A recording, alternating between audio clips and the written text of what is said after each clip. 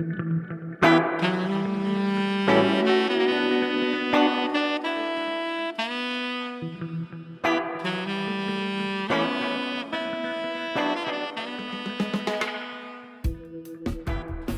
listening to the Speaking Tongues podcast. I'm your host, El Charisse. Each week, I sit down to a conversation with multilinguals where we discuss and celebrate language, life, and culture through our own perspectives. Episode 51, Speaking Spanish, Italian, French, and Sicilian. Hello, language lovers. Thank you for joining me for this episode of Speaking Tongues, the podcast in conversation with multilinguals. Today, my guest is Josie, the founder of Lumina Translations. In this episode, Josie talks about growing up in a Venezuelan Spanish and Sicilian speaking home and how those two cultures came together in her life. We talk about learning French in Canada and the dialect of French that was taught to her during her studies. Josie tells us that she not only taught herself to speak Spanish, but she also learned to speak standard Italian through her husband. And because Josie is a translator, she's telling us all about her career path from interpretation into translation, and she talks about the important distinctions between the two rather distinct career paths. I think translation is such important work, and I hope that anyone out there listening to this episode with their eye on becoming a translator will find some inspiration in Josie's story. Big thank you to Josie for having this conversation with me for this episode. If you enjoy this episode, don't forget to subscribe, rate, and review the Speaking Tongues podcast on Apple Podcasts so that other language lovers like ourselves can find the show. And one more thing, if you've been a longtime listener of the show or even a recent listener, you can now support the show on buymeacoffee.com. Links to all platforms are in the show notes. Okay, let's chat. Welcome back to another episode of Speaking Tongues. I'm here today with Josie. How are you today, Josie? I'm doing very well. Al, how are you? I'm doing wonderful, and I'm so happy to have you here on this episode of the show. I like to start each episode with the same question, and that is, what is your first language and how many languages do you speak? So I speak 5 languages, and they're Spanish, French, English, Standard Italian, and our family's dialect, which is Sicilian. Oh, awesome. Yeah, so in terms of my first language, it's actually very interesting because although I was born in Toronto, my parents are both immigrants. So I grew up speaking Sicilian before I could even speak English. That's really cool. Yeah, and of course, once I started going to daycare, then I learned English, and now it's, become my dominant language. Yeah. Oh, wow. So in your home growing up, you heard Sicilian, as you said, and you said Spanish as well? Yes, so my mom was born in Italy, but she was raised in Venezuela, and my dad was born in Canada, but he was raised in Italy. Oh my gosh. I know. It's interesting. That is really, really unique. Yeah, What was that like? That's it was very cool. interesting. Yeah. So luckily enough, they're both of a Sicilian descent. So the dominant language growing up was Sicilian, and sometimes my mom would throw in Spanish, to teach me, and especially if we'd start dancing to salsa, merengue, then she'd add in her Venezuelan flair. But predominantly, it was definitely Sicilian. Oh my God. I don't know if you've heard any of my show last year, but I did 3 episodes on Sicilian. Oh, really? And I'm just like obsessed with Sicily. So I'm going to try really hard to not gush and gush and gush over Sicilian culture and languages. It's just my favorite thing. But so you said that you grew up in the house and Sicilian was your language at home, but what about in your community? Were you surrounded by many other Sicilians or Italian speakers? So I'm from Toronto now, but I grew up in a smaller city north of north of Toronto, and it's called Woodbridge. And so here, I found predominantly a lot of people from Calabria and sometimes Sicilian. So although I never felt like I was really a fish out of water, because, they understood me and I got them. Mhm. Sicilian, exactly, no, not as common. Okay. And when you were in school, what was your language learning experience like? Like, what languages were mandatory, compulsory, or what languages did you gravitate toward learning when you were in school? Yeah, so here in Canada, they do teach us French at a very early age. And sometimes they even start, like daycare, kindergarten. And of course, what's mandatory is in elementary school. So that is when you really, really start your immersion in French. And then you continue learning French all the way up until high school. And it's not until about grade 10 when you are given the choice to either drop it as a course or to continue. And in my case, I chose to continue it all throughout high school and even through university. And of course, I then ended up graduating and I got, my degree in French studies and also another degree in French to English translation. Oh, wow. Yes, a lot of studying. That's great. I think that, I was going to ask you this, but you're bringing it up now, which is perfect timing. I think that I always thought that Canadians like have to learn French as a second language. And I've met some Canadians who say yes, like they learned it in school, some who have gone as far as like they are bilingual. And then there's some who didn't really take French at all in Yes, school. And yes. it's like, I think the one or two people that I met who didn't take French at all were from like Western Canada, like Vancouver. But it's such a misconception that I know I have as an American that like, oh, everyone in Canada is bilingual. Yeah, it is a big misconception, I know. And so, oddly enough, French is our second national and official language, but it is sparingly used throughout the country. And so, of course, maybe as you imagine, it's predominantly used in Quebec. Hmm. And another province where they do speak it is Manitoba as well. But, if you come to Ontario, aside from our capital city, Ottawa, everywhere else like Toronto, nobody really speaks it. So it's definitely interesting. That is really interesting. I went to Montreal one time and I was like, I had no idea. This is my own like foolishness, but I went to Montreal one time and I was like, oh, they speak French there. Like, I'll be fine. Little did I know that the French is so different. It is. It's Oh, a yes. completely different French. So I understand enough French to get through a French speaking city. And none of that helped me when I was in Montreal at all. Yeah, you know what? Now that you say that, it reminds me of, learning French in university. So I thought, oh, wow, if I go to Quebec, I'll be fine. But turns out they have been teaching us the standard Parisian French all along. And so Mm, out of nowhere, we had this professor one day come and she says, okay, so now today I'm going to show you guys the difference in terms of syntax, morphology, and, on a linguistic level how it's different from the Quebec French. And I was so mind blown. I thought, wow, all along they have been teaching us a different French. that's weird. So, I I know. mean, I don't know why, but yeah, why wouldn't that's they the case. teach you? Okay, did you ever have an option to take Quebecois? No, so that's the funny thing. They don't present it to you. They just present it to you as French. So Oh beginner French, no. intermediate French. Yeah. So there you're thinking, okay, great. I'll go to Quebec. Everything is fine. But over there, the accent is much harsher, and even the kinds of words that they're using are very different than the ones I Mhm. had been studying. So it's interesting. I don't know why they would do that. I need some answers. I know. So do I. Oh my. So at this stage, you've gone all the way to the top with Yes. your French studies, and you speak Italian, or do you just speak Sicilian, or do you speak Italian as well?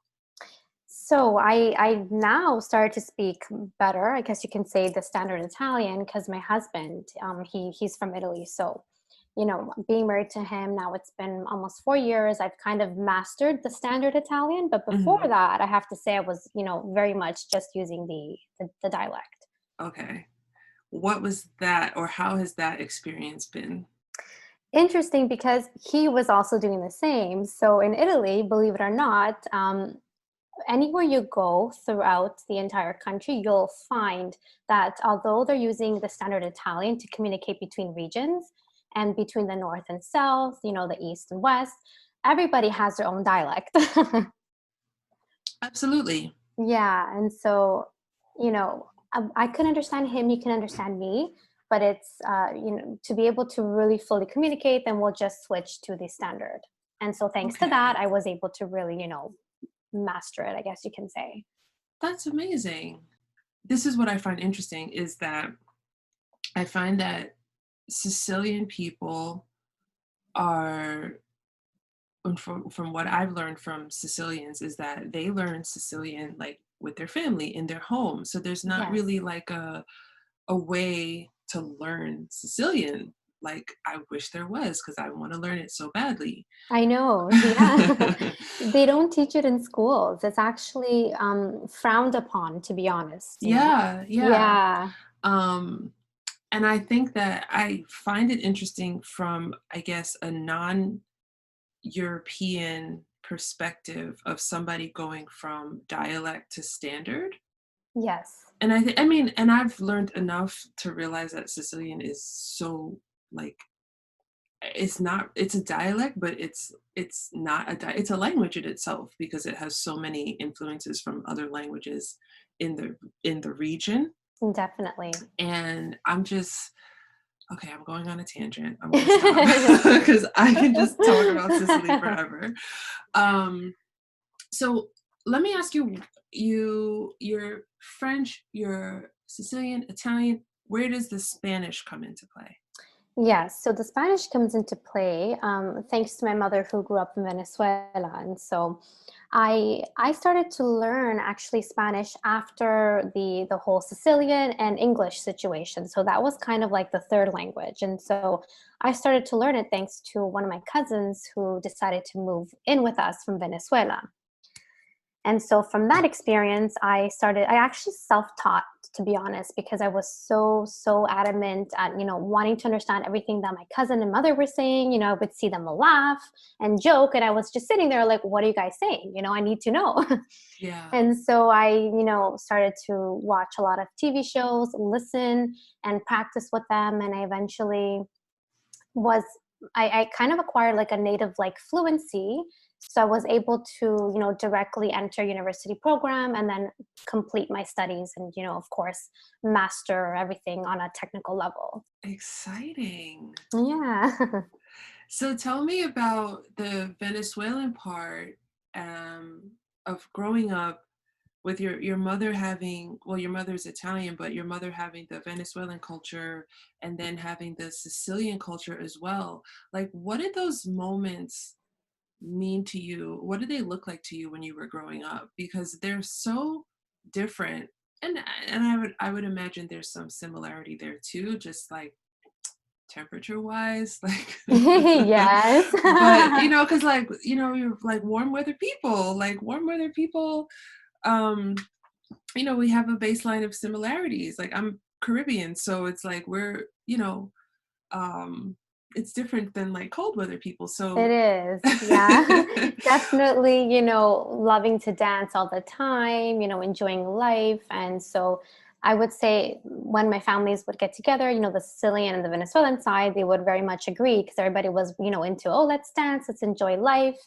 And funnily enough, on New Year's Eve, so when we'd have both sides, we have these traditions that, my friends ended up, coining me as the luggage girl because one of our traditions in Venezuela is when the clock strikes midnight, you grab a luggage and you start running up and down the street. Mhm. So that is said to bring good luck. Okay. Yeah, so very interesting. And then on the other side of the table, we'd have the Italian side, and for them, they pass along, bowls full of lentils because they're said to bring money. So we had, one was running around with the luggage, the other one was eating lentils. So interesting. That's really cool. So I wanted to ask you, what I want to ask you is about communicating with people in Italy and with people in Venezuela, being that you are you did grow up in Canada and you are living in the diaspora.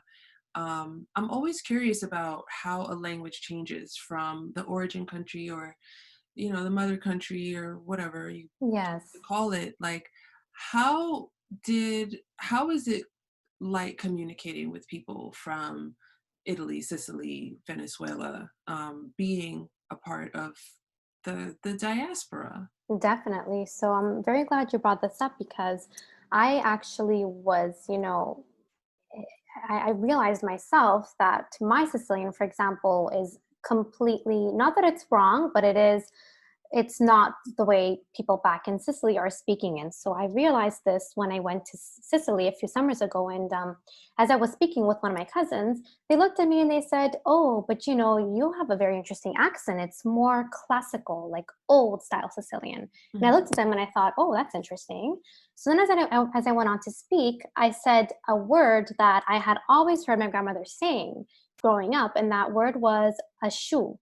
So for to me, it meant of course. So when I said that word, my cousin looked at me and she says, "Wait, hold on, what did you say?" And I repeated it. So she goes, "Oh, I've never heard of that before." So it turns out that what I was saying seemed to have been the Sicilians who immigrated in Canada. They were trying to say "sure" in English, and so what they had done is they had made it Italianized and they created a new word, which is a shoe. Hmm. Yeah, and so it was interesting to see how my grandparents' Sicilian, I guess had changed once they came into contact with the English in Canada. Yeah. Yeah, so that was very interesting to see. Definitely. I think what from I've noticed as a New Yorker, and there's a large Italian American community here in New York as well, and Yes. just reading about how I don't remember who it was that said to me, but something about like the Sicilian of people who came to the Americas in the early 1900s is like old Sicilian that Yes. nobody really speaks in. Like, you'll sound like like a grandma if you go to Exactly. And that's what she said. She says, "You sound like my grandma speaking." And I said, "Oh, okay." Then she said, "Not that I don't understand you, I do, but it's just very, shocking to see that someone as young as you is speaking very, very like olden style." Wow. So what was it, the words you were using, or was it It was the the accent as well, believe it or not. So the oh. accent, and I think the words I was using, except for this one word in particular, which I guess was kind of made up in a way, and but it stuck within our community. So I mean, we still use it. I don't know. I was gonna just add to your comment because you were talking about how in New York there are a lot of Italians, and actually, to my own observations, I realized that people in New York, they do teach their children the dialects and the Italian instead. Mhm. Growing up here, I found that although people my age knew a few words here and there, I was one of the odd ones that really spoke the dialect. So it's interesting Really? to see how the dialect is very much conserved over there in New York. So Yeah. Do you feel yeah. like that's maybe from your perspective, and you don't have to have a, a definitive answer, but do you feel like in Canada there's more acceptance of preserving that heritage language than there may be in the States? Like, do you notice it from maybe other people, like other immigrant families, or who retain their language? So, um, that's a very good question. So, in terms of the Italian community, from what I have seen here in Toronto, a lot of them lose their way. So, they do become more Canadian influenced and kind of forget their origins. Whereas in Quebec, oddly enough, although they are speaking, English and French, people there are also very much speaking their dialects. So, that heritage is still very much alive over there. Mhm. Yeah, and I don't know. I'm not sure if it's Okay. in terms of, I don't know if it's really, whether or not it's accepted or I'm not sure Yeah. how to answer that question. No, it's okay. I'm just like really was off the top of my head. I'm just curious Yeah. because I feel like here, um, it can be very hard for people to hold on to their language. And similar to what you said, like, if you were one of the few who actually could communicate fully Yes. in this Sicilian language, versus your peers. Um, it just makes me think about people who come from all over the world to our part of the world. And I think about that a lot. Like, I know it might sound weird because, like, I'm not first generation or anything. Like, my parents were born here. Um, I was born here in New York, Yes. but I'm just so curious about people who are so brave to be able to come to a new place and start over. And Definitely. I'm definitely always curious about how they're able to maintain their connection between their homeland and their new homeland. Yes, Um, definitely. yeah. So, now that you say that, my husband, he's a perfect example. So he came here about 6 years ago, and I'll never forget, he would tell me all these crazy stories how over there things are so different, even in terms of driving. So it's I don't know why, but over there to drive, you kind of have to stop underneath the street lights. So when he came here, for example, he would stop in the middle of like the light. So he was in the middle of the traffic. So imagine that. um, so things like that, and it's a big adjustment starting from every little day situations to the language to everything. And so I'm not sure if he's an exception, but he is very, very into preserving his, Italian ways, traditions, the culture, the food, everything. And Yeah. I would say he's doing a very good job, but I do notice that when it comes to communicating to, his family back home, he'll say yeah, or instead of saying see, or, he'll Mm. start to say things in English, and I have to cut him off and say, you're speaking to your mother who does not know a word in English, and then he looks at me like, oh yeah, yeah, yeah, yeah. So it's interesting, the struggle is very real, I would say. Yeah. Yeah, I would imagine. And I think what the joy of that is that I think 3 or 4 generations ago, there was probably absolute pressure for people from other parts of the world to conform and to Yes. be Canadian, to be Yes. American. Like, you didn't have a choice. But now Definitely. he has that choice, and many other people like him have that choice to hold on to their traditions and customs and their language and not feel that pressure to let it go because they won't succeed or they won't be able to Yes. survive. So Absolutely. yeah, I think there's, like, you know, good parts in there too, I think. Yeah, definitely. There are. So we talked about Italy, communicating with people in Italy. What Yes. about with people in Venezuela? So interestingly enough, I didn't have the same experience. I actually had the opposite. So, speaking with my cousins or even friends of friends that are from Venezuela and I had met them for the first time, everybody seemed to always say to me, wow, you have such a great accent and it sounds like you were born and raised there. So and I think it's because I learned, I guess you can say, a more modern version. I'm very much up to date with the way they speak. I'm continuously interacting with my cousins. So Mm. the experience was very, very different. I didn't get anyone saying, oh, you're speaking like you're from the 1800s. So I Right, was very right. happy. Now with the Venezuelan accents, um, Yes. okay, so I've only known like two Venezuelan people in my life. Okay. And I remember when I met this girl, and this is not like I'm not making generalization. I'm just, telling the story, but I met this girl and she was a coworker, and I was listening to her talk on the phone, and she had the strongest R's Yes. that I've ever heard. And it was I didn't want to be rude and say, like, where are you from? Like, what's going on? But I was playing this little game in my head for weeks, like, okay, she doesn't sound like she's Argentine. She doesn't sound like she's from Mexico. She doesn't sound like I was going through every Spanish speaking country, like, and then I finally got to the point I said, you know what? She has to be Venezuelan or she has to be from literally, I was like, she's either from Venezuela, Paraguay, or Equatorial Guinea, because those are the only countries I could think of where I've never met someone and I've Yes. never heard them speak. So What are some hallmarks of the Venezuelan accents that Yeah, set it so apart from the other Spanish dialects? definitely. So in Venezuela, we had, just like every other Latin American country, the Spanish kind of tried to take over. And so we definitely do see marks of the way the Spanish people speak. And we see this very much in terms of the S. So in Venezuela, there's a joke, and they say that we like to eat our S's because we don't pronounce them. And so it's basically like, for example, if you were to say, Hola, ¿cómo estás? We say, Hola, ¿cómo estás? So I don't know if you can kind of sense the difference, but Mm-hmm. yeah, so we don't really pronounce our S's as much.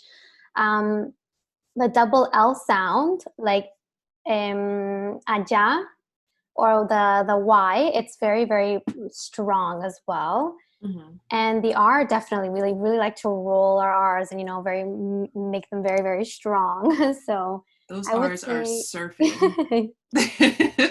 they are.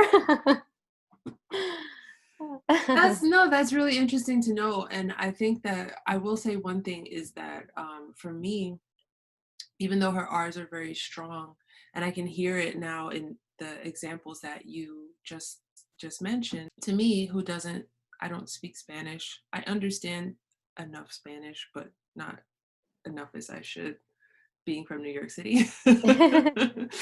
um, she spoke very clearly, and Okay. her words are very clear. And I say that because I think of like Colombians. Yes, I think Colombians speak very clearly as well. they do. And sometimes they will also, do the S thing, but not as, it depends which part you're from. I Mm, would say what part of Colombia. mhm. Fascinating. Yeah, it definitely I is. love how Spanish is so different, like in every country, and I'll never get tired of it. It's so vast and just so interesting to me. It is. It's a very beautiful language. And I also love the way, it variates from, the original, so the European Spanish. Oh yeah, Yeah, totally different. totally different. Yes. The words as well, the pronunciations. There they have, I think it was three S's actually. So it's like the standard S, the S that sounds like a th, and then the S where they don't pronounce the S. So The silent it's, one. yeah, exactly, the silent one. That's very fascinating how language changes, depending on your where you're located, really. Yeah, yeah. I never get tired of it. And like, growing up in New York City, like I grew up mostly around Caribbean Spanish speakers, Yes. Puerto Rican. But I will Yes. say that and this is, I've said this before on the show, of all of the Puerto Rican kids that I grew up with, none of them spoke Spanish. um Okay. they Interesting. like their mothers or their parents or their grandparents, I'll say, spoke Spanish to them, and they may or may not respond back in English. But there was definitely not, like when I started making friends from the Dominican Republic, all of them spoke Spanish. Yes. So it's just, I just there's so much culture and like language that just interests me there. Let's get into translation. Yeah. So, what made you interested in becoming a translator? I definitely would have to say that it was the fact that I was exposed to various languages at a very young age. I was constantly translating everything I would hear being said in Spanish and Italian into English and vice versa. And, I was always fascinated by how each language had its own way of saying the same thing. So I think that was definitely what sparked the interest Hmm. in, pursuing a career in translation. Okay. Did you have that um, option, I guess, of becoming a translator? Did you have that presented to you as like a clear career path, or was it something that you kind of found? Uh, Yes, actually, now that you said that, it was something that I kind of found. all throughout high school and university, I was always very, very, strong with the language courses, and I love the way, they teach you languages. To a lot of people, it's very boring, but to me, the fact that they present you with a foreign term, and it's equivalent in English, kind of like they translate back and forth. I love that. So it just dawned on me one day while I was finishing up my high school studies, and I thought, well, what am I going to do with myself? So then I remembered, I said, well, does this exist? Being a translator, is that really a thing? And so I went to I think it was a French teacher, and I asked him, and, he's like, yes, of course, that is a career. And so that's when I really started to, seriously think about pursuing something with translation. Hmm. And when you started on that path to pursue it, what were your studies like? Like, what do they have you doing? Yeah. So, it's interesting. So they have us taking concurrently courses in languages and the grammar of the languages that we're going to be working with. So in my case, it was courses in like the syntax, the phonology of French and Spanish. So they get us to really perfect the two languages we want to work with. Well, in my case, it's two languages, but if you're fluent in more, then that's better actually. So Hmm.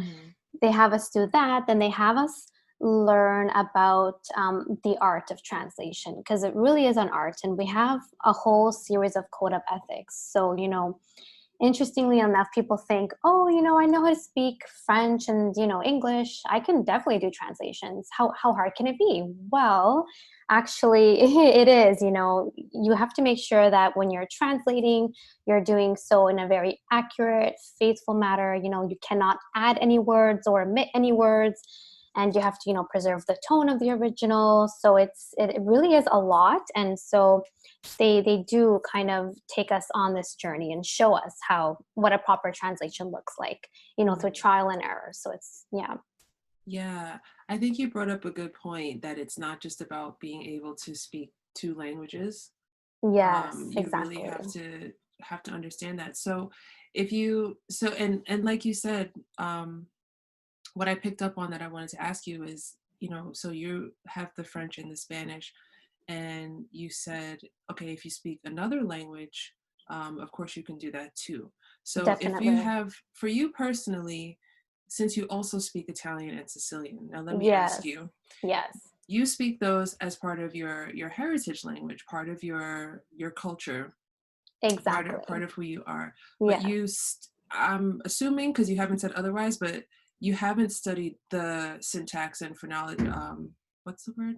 Exactly. Of Yes. the, I just Like lost the word. the phonology, the The linguistic phonology, portion. Yes. right? You haven't studied the linguistic portion of Italian and Sicilian, but you have for French and for Spanish. So, if you wanted Exactly. to take on an Italian translation, um, So how would that work? exactly. Now, so this is where it gets interesting. So generally, the rule of thumb is to translate always in your first language or your dominant language. So in my case, I'm always going into English. Now, I studied the French and the Spanish, so I'm good to go. I understand them very well. I can read and understand. Everything is fine. Now, if I wanted to go the other way and, do a translation that's in Italian and bring it into English, what I'll do is I'll work with a revisor or somebody whose dominant language is Italian to make sure that I've, fully captured the message properly. So yeah, you would have to generally work with someone else whose first language is, your third or second language. Right, right. Yeah.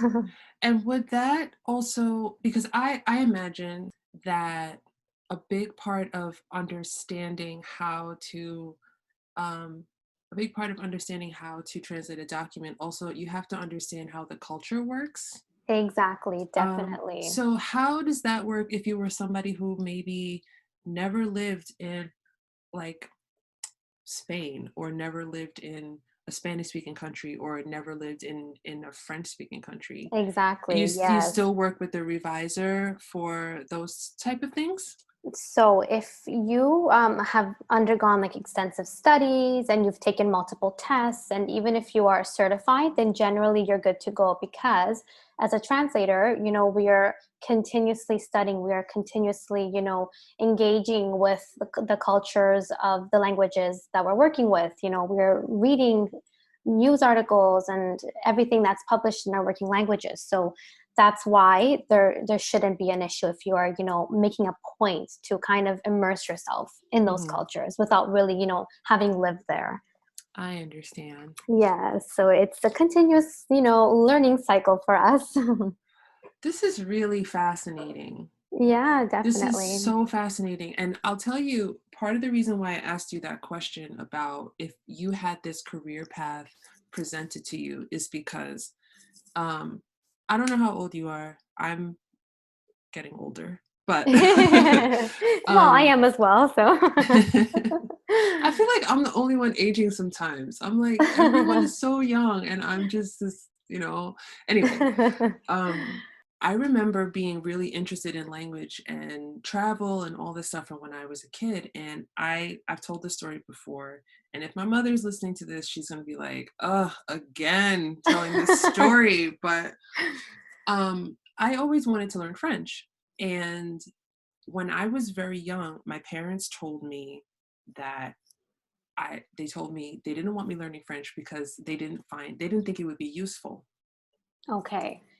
which is another can of worms. But my parents wanted me to learn Spanish because I'm in New York City, and it would be, they thought it would be a more practical thing. But Yes. me wanting to be, I'm like 8 years old, wanting to like, you know, be this like glamorous, globe-trotting, sophisticated, whatever.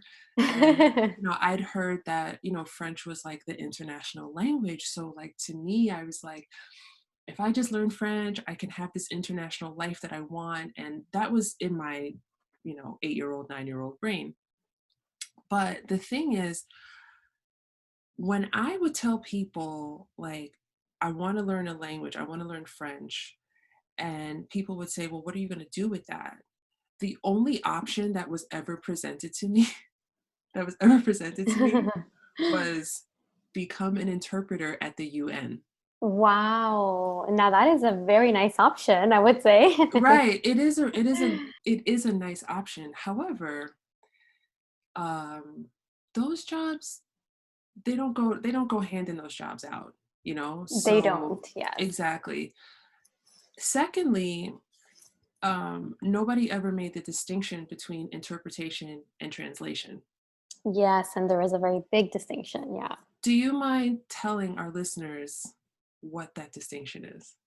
Absolutely. So generally, very simply put, interpretation is the verbal translation. And so you are in front of a speaker, and they'll speak, they'll say something. Generally, we ask them to keep it very short and simple so that we have time to reiterate what they said in the translated version. Hmm. So that's interpretation. It's all oral, it's all spoken translation. Whereas translation is the written translation. So you receive a document, whatever it is, and you go off, you write it, and you present the translation on paper. Hmm. They're similar, where both instances you cannot add or omit anything that the author or the speaker is saying. Right. So in that, yeah, we have to remain very faithful and very accurate with the words being used, and also to not change the tone. So if somebody's very angry in an interpretation setting, you have to reiterate their anger through your spoken translation.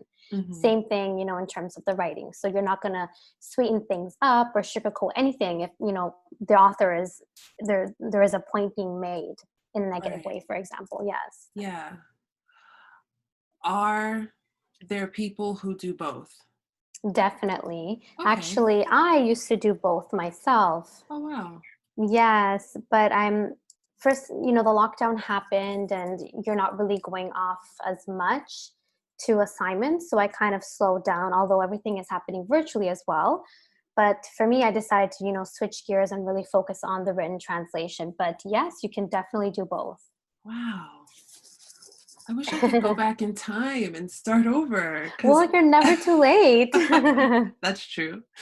Um, but on that note, if I did want to start over, or for anyone else who is thinking about um, translation and providing translations, what are some valuable skills that you think one should have to become a translator? Yeah, so I definitely think you need to be detail oriented. So, that way you can catch any errors or typos.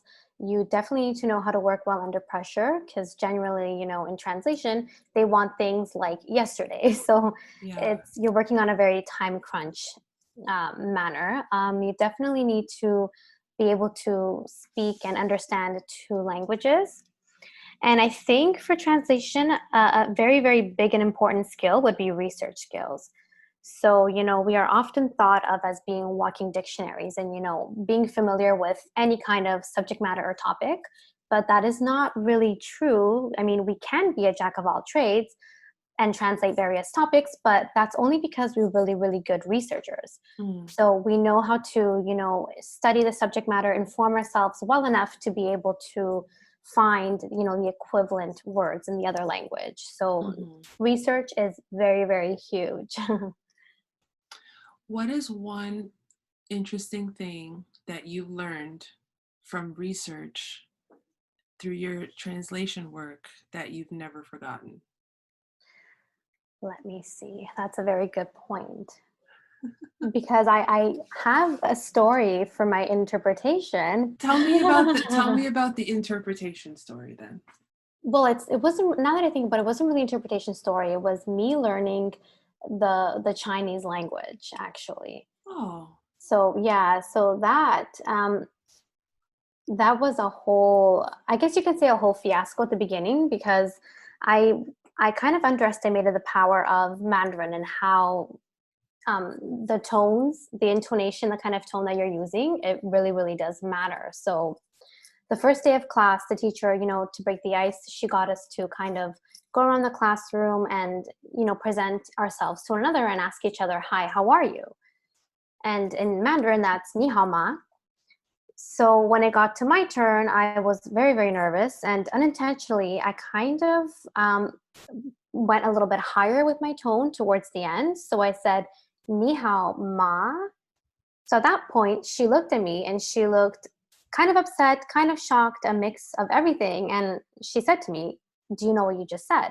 So I was so embarrassed. And of course, turns out that I had said to her, you nice horse. I'm like, oh my goodness, I just want to hide. Where am I going to go? Everybody was laughing because everyone in that class, beginner Mandarin, they were all, I think they must have been either Chinese, anyhow, Asian background. So they most likely knew how to speak Mandarin. mm, So there I was, the only Caucasian person who ended up saying, you nice horse. I just wanted to die. And so from that experience, I learned that you need to be very spot on with your tones and intonation. So right. yeah, that was something that I'll never ever forget ever. How has your experience with Mandarin been since then? So unfortunately, I've kind of had to put my studies on hold. I mean, I recently became a mother and, life just happens. Hmm.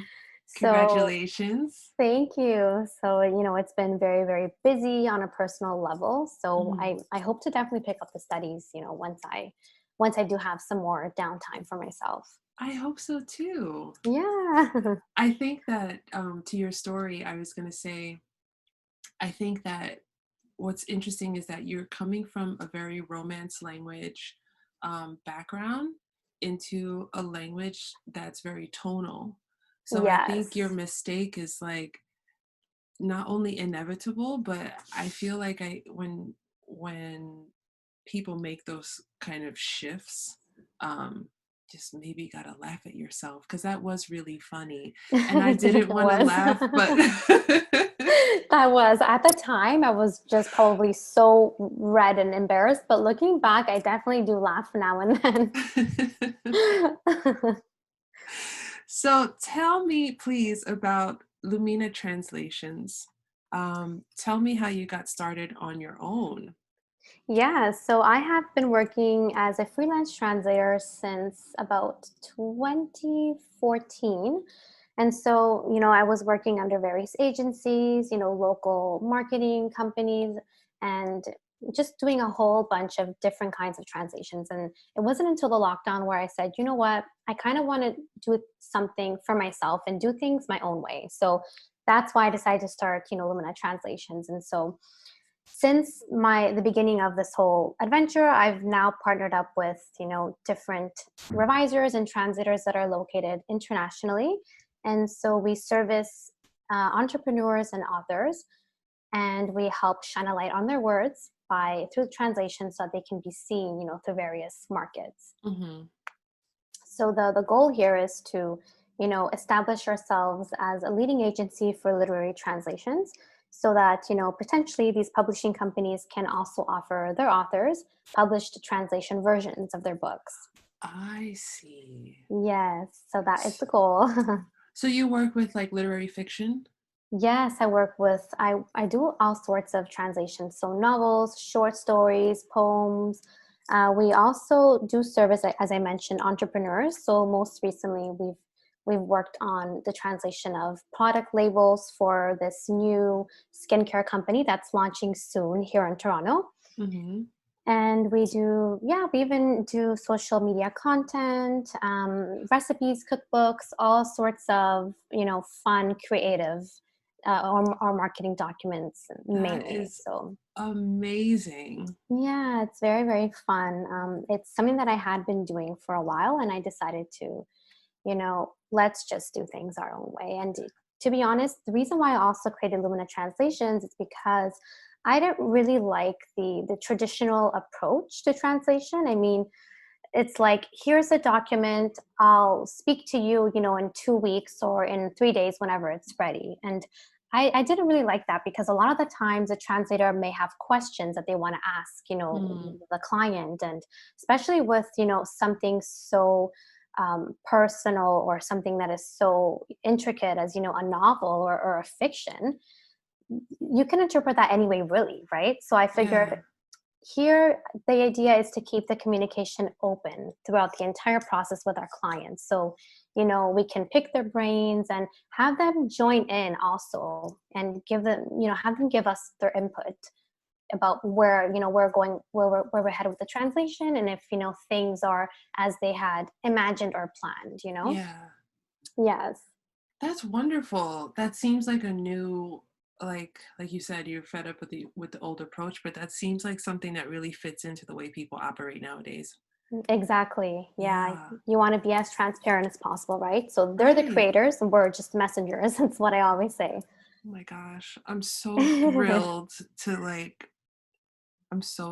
to talk to you right now. And I could ask you 40 more questions, but I will not. You'll have to come back, I think, Definitely. at I'd some love point. to. Before I forget, most importantly, most important, where can we find you online and if we want to work with you? Definitely. So you can find us on the Instagram page, and it's at Lumina_translations. And so we're also working on getting our website up and running. So stay tuned for that. Exciting. So exciting. I'm going to add your information into the show notes so that anyone who's listening will be able to click right away and find your Facebook page. And Excellent. yeah, Josie, I'm so happy to have had this conversation with you. And I think your story is extraordinary and so cool. And it's been so much fun just talking about all this culture and language with you. I like to end each episode. I like to bookend my episodes, but I like to end each episode with this same question. That is, do you have any jokes, popular sayings, tongue twisters, cool slang words, idioms, words of wisdom, or words of advice in Italian or in Spanish or in French or Sicilian to share? Let me see. So actually, I really love this question. It's a good one. So in Spanish, when a child gets hurt, we sing this cute little song to kind of, make them better. And Mm-hmm. and it goes like, sana, sana, colita de rana, si no sana hoy, sanarás mañana. Mm-hmm. And so that, I mean, just to give you a literal rendition of what it means, it says, heal, heal, little frog tail. If you don't heal today, you'll heal tomorrow. Oh. Yeah, but of course, this holds no meaning. So something equivalent would be, the boo boo song in English. Yeah. Yes. Yeah. I have heard that. I have heard that before. I think with like, everyone has different lyrics for it. But Yes, definitely. yeah, sana sana colita de rana. I've only heard that part before. But how does the Okay. second part go? Si no sana hoy, sanarás mañana. So yeah, if you don't heal today, you'll heal tomorrow. Si no sana hoy, Sanarás mañana. sanarás mañana. Yes. Okay. I never knew that there was a second part with that one. There definitely is. Thank you so much for teaching that to me. And thank you for this hour of conversation that we've had. And I've really enjoyed talking to you and getting to know more about what you do and about your culture. And really quickly, I like to ask, don't think about this too hard, but you have 4 or 5, depending, languages to answer. What, in this situation, what would be the best way to say goodbye? Okay, so ciao, saludos, au revoir, and arrivederci. Arrivederci. Yes. I think I covered them all, did I? Yeah, I think you got them all. Unless you had learned something in the Mandarin class to say Oh, goodbye and you wanted yeah. to. I think it's 再见, if I'm not mistaken. Zaitian. Yes. Well, thank you, Josie. Arrivederci. Ciao. Zaitian. And I'll be talking to you soon. Definitely. Thank you so much. Bye. Bye.